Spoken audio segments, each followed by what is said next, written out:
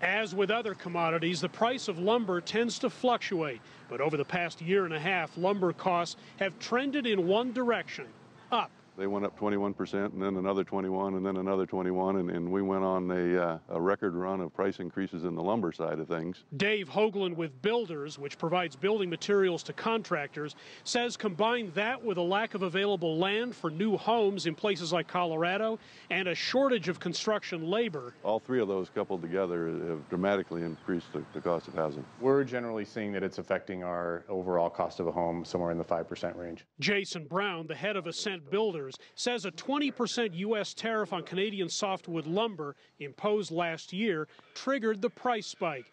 Western Canadian lumber now costs nearly 80% more than it did a year ago. We're in sort of uncharted territory. If you look at the absolute rates that we're all paying for lumber, we've never seen it this high. The tariff was the answer to a glut of cheap Canadian lumber exports earlier this decade.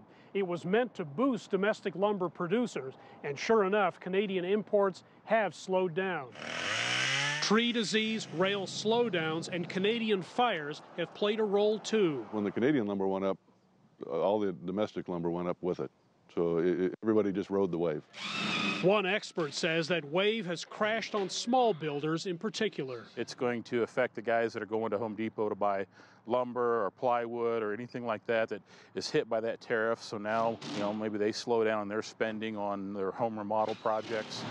Bigger lumber companies and builders buy their supplies well in advance, but once contracts are written, they can't always pass along price increases to their customers. That's what makes the world go round, is having those gross margin dollars, and lack of them has been a problem the last 18 months.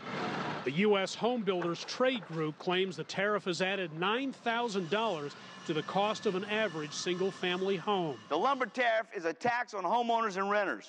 It's time to get back to the negotiating table and reach a trade agreement with Canada. Brown thinks the tariff tends to get buried as an issue when homes keep appreciating in hot markets like Denver. Politically, I agree with it.